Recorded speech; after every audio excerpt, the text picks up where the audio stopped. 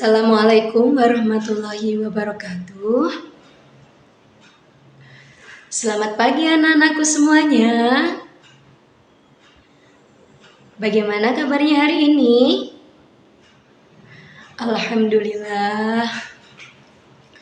Baik, sebelum Ibu memulai pembelajaran pada pagi hari ini, kita berdoa bersama-sama terlebih dahulu ya. Baik, berdoa dimulai. A'udzu billahi minasyaitonir rajim. Bismillahirrahmanirrahim. Amin ya rabbal alamin. Baik anak-anakku semuanya, Ibu akan mengecek kehadiran kalian terlebih dahulu ya. Mbak Tasya hadir. Mbak Zahra hadir. Mbak Adel hadir. Mas Yaki hadir. Mas Eza hadir. Baik, hadir semua ya. Ya. Anak-anakku semuanya, pada pembelajaran minggu lalu, kita telah mempelajari mengenai apa anak-anakku semuanya? Masih ada yang ingat? Atau masih lupa? Iya, baik. Ada yang ingat ya? Iya, pada minggu lalu kita telah mempelajari mengenai teori masuknya Islam ke Indonesia. Ada berapa teori ya anak-anakku semuanya? Iya, benar. Ada 4 teori. Apa saja itu? Iya, teori masuknya Islam ke Indonesia yaitu ada 4. Ada teori Gujarat, teori Arab, teori Persia, dan teori Cina. Ya, baik anak-anakku semuanya. Pada pembelajaran kali ini, kita akan mempelajari mengenai itu ya, jalur masuknya Islam ke Indonesia atau strategi dakwah Islam di Indonesia. Kira-kira ada yang sudah membaca bukunya sehingga kalian sudah mengetahui sedikit tentang strategi dakwah di Indonesia? Iya, benar. Strategi dakwah di Indonesia itu ada melalui jalur perdagangan, pernikahan, pendidikan, tasawuf atau sufi, dan juga kesenian. Oke, itu sekilas ya. Nanti Ibu akan jelaskan mengenai jalur masuknya Islam ke Indonesia. Baik anak-anakku semuanya, di sini Ibu akan menjelaskan strategi masuknya Islam di Indonesia atau strategi dakwah Islam di Indonesia. Kita biasanya itu mengenal dengan bahasa jalur masuknya Islam di Indonesia. Nah, apa saja itu teman anak-anakku semuanya? Baik, Ibu akan menjelaskan ya. Agama Islam itu tersebar di seluruh wilayah Indonesia secara periodik ya, bertahap, dan dengan strategi dakwah yang damai, menyesuaikan diri terhadap adat istiadat penduduk pribumi yaitu bangsa Indonesia tanpa paksaan dan kekerasan. Strategi penyebaran agama Islam itu dilakukan berbagai media atau jalan, baik melalui perdagangan, pernikahan, pendidikan, ajaran sufi, juga melalui kesenian yang seperti dilakukan oleh Sunan Kalijogo. Nah, hal inilah yang menyebabkan agama Islam itu mudah diterima oleh masyarakat Indonesia pastinya ya. Faktor lain itu adalah agama Islam itu memberi penghargaan pada sesama manusia. Dengan apa? Dengan tidak membedakan harkat, derajat, dan martabat manusia atau masyarakat. Islam itu adalah agama yang damai, tanpa paksaan dan kekerasan, juga menyetarakan manusia itu sama semuanya di hadapan Allah Subhanahu wa taala. Hanyalah ketakwaannya saja yang membedakan manusia satu dengan lainnya, yaitu ketakwaan kepada Allah Subhanahu wa taala. Baik, kita lanjut ya teman ya anak-anakku semuanya.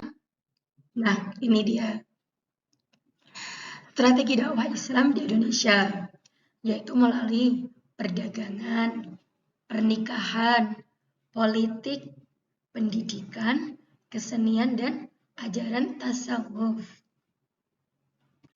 Nah, bagaimana dakwah Islam itu bisa melalui perdagangan? Nah, gini anak-anakku semuanya. Strategi dakwah penyebaran agama Islam melalui jalur perdagangan itu merupakan awal proses Islamisasi di Indonesia, yaitu pada abad ke-7 Masehi hingga abad ke-16 Masehi. Nah, bangsa Indonesia itu kedatangan para pedagang Islam dari Arab, Persia, dan India. Nah, inilah yang dijelaskan minggu lalu ya, yang mengenai teori masuknya Islam di Indonesia. Nah, mereka itu melakukan kegiatan perdagangan di Indonesia dan menjalin hubungan dagang antara masyarakat Indonesia dengan bangsa Arab, Persia, dan India. Nah, penyebaran agama Islam melalui perdagangan ini selain lebih menguntungkan, juga sangat efektif dan sesuai dengan masyarakat wilayah pesisir Pulau Nusantara. Nah, jalur Islamisasi melalui perdagangan dikatakan menguntungkan karena para raja dan bangsawan itu turut serta dalam aktivitas ini. Dan tak lain juga itu para bupati di pesisir Pulau Jawa banyak yang memeluk agama Islam sehingga memudahkan para pedagang muslim dalam berdakwah dan menyebarkan agama Islam. Nah, pada saat itu perdagangan internasional sebagian besar dikuasai oleh pedagang muslim, di mana Indonesia sendiri yang letaknya itu strategis sebagai jalur perdagangan. Nah, dari itulah Islam mudah dan masuk di Nusantara atau di Indonesia ini. Baik anak-anakku semuanya, kita lanjutkan jalur masuknya Islam ke Indonesia, yaitu melalui pernikahan. Nah, kenapa kok bisa melalui pernikahan? Jadi gini anak-anakku semuanya, pedagang muslim yang masuk ke Indonesia kan dilihat dari segi ekonomi, mereka itu mempunyai status sosial yang lebih dibandingkan penduduk pribumi sendiri. Nah, interaksi antara penduduk pribumi dan pedagang muslim yang intens tidak jarang diteruskan dengan adanya pernikahan atau perkawinan antara kaum pribumi dengan para pedagang muslim. Nah, selanjutnya dalam proses pernikahan tersebut, pihak pribumi itu harus mengucapkan 2 kalimat syahadat. Asyhadu an la ilaha illallah wa asyhadu anna Muhammadur Rasulullah. Sehingga pernikahan ini menjadi media yang efektif dalam penyebaran agama Islam. Contohnya saja itu para ulama yang melakukan pernikahan dengan masyarakat pribumi, diantaranya yaitu Raden Rohmat, yaitu Sunan Ampel dengan Nyai Manila. Terus ada juga perkawinan antara Raja Brawijaya dengan Putri Campa yang beragama Islam. Kemudian memiliki putra Raden Fatah yang pada akhirnya menjadi Raja Demak. Baik, seperti itulah ya anak-anakku semuanya. Selanjutnya, yaitu melalui jalur politik. Kenapa melalui jalur politik? Ya, bangsa Indonesia itu nenek moyang kita ya, zaman dahulu itu Indonesia itu sudah mempunyai kerajaan-kerajaan. Jadi mereka sudah mengenal sistem pemerintahan. Mereka juga sudah berpolitik ya. Oke. Seperti ini teman-teman. Proses Islamisasi melalui media politik itu dilakukan secara bertahap dan berkesinambungan antara penguasa dan pemerintahan. Nah, setelah penguasa atau rajanya masuk Islam, contoh banyak terdapat di Maluku dan Sulawesi. Nah, selain itu adalah karena penguasa itu atau rajanya masuk Islam, maka hampir pasti rakyatnya juga masuk Islam. Baik, setelah itu ada kerajaan Islam yang melakukan penaklukan terhadap kerajaan-kerajaan non-Islam dan kemenangan membuat masyarakat itu ikut bertahap masuk Islam karena kerajaannya Islam. Oke, kita lanjut ya anak-anakku semuanya. Selanjutnya yaitu melalui jalur pendidikan. Ya, jadi seperti ini anak-anakku semuanya. Penyebaran agama Islam melalui pendidikan itu ya berupa pesantren. Pesantren menjadi media yang efektif dalam proses islamisasi di Indonesia. Pesantren selain mengajarkan ilmu agama, juga mengajarkan keterampilan hidup yang lain. Selain itu juga menjadi tempat menempa ilmu untuk para calon juru dakwah agama Islam. Nah, di antara lembaga pendidikan atau pesantren pada masa awal perkembangan Islam adalah pesantren yang didirikan oleh Sunan Ampel dan Sunan Giri yang terkenal sampai Pulau Maluku. Selain di lembaga pendidikan pesantren, murid itu yang sudah selesai belajar akan dikirim untuk berdakwah, untuk mengajarkan ilmunya menjadi ilmu yang bermanfaat ke seluruh penjuru Indonesia.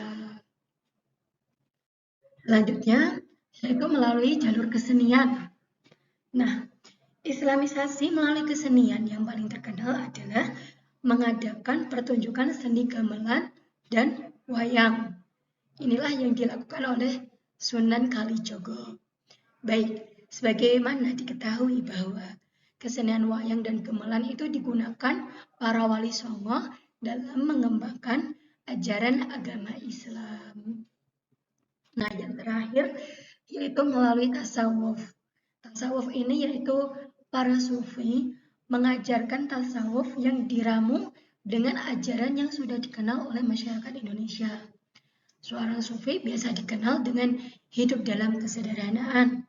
Mereka selalu menghayati kehidupan masyarakatnya dan hidup bersama-sama di tengah masyarakatnya. Nah, itulah ya anak-anakku semuanya jalur masuknya Islam di Indonesia atau strategi dakwah agama Islam, strategi dakwah ajaran agama Islam ke Indonesia.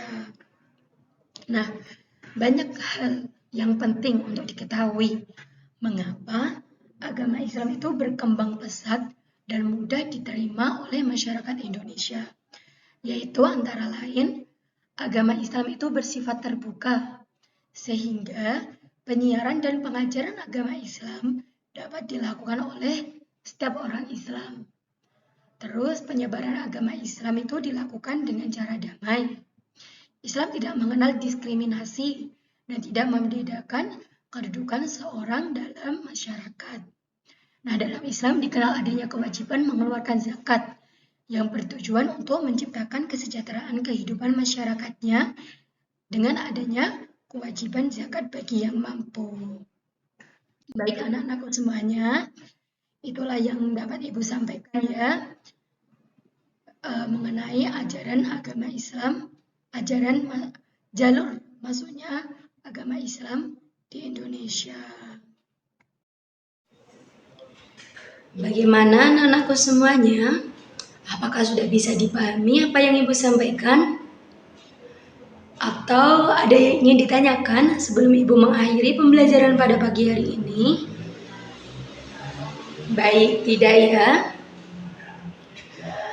Oke. Ibu akan memberikan tugas kepada kalian yaitu mengerjakan latihan uji kompetensi yang ada di halaman 105 buku paket SKI kalian ya. Dikumpulkan minggu depan. Oke? Oke. Terima kasih atas partisipasi aktif kalian pada pembelajaran kali ini. Semoga apa yang kita pelajari pada pagi hari ini dapat bermanfaat untuk kita semua. Amin. Baik, sebelum Ibu mengakhiri pembelajaran pada pagi hari ini, kita tutup pembelajaran pada pagi hari ini dengan baca alhamdulillah bersama-sama. Alhamdulillahirabbil alamin. Baik anak-anakku semuanya, tetap jaga kesehatan dan tetap semangat belajar. Wassalamualaikum warahmatullahi wabarakatuh.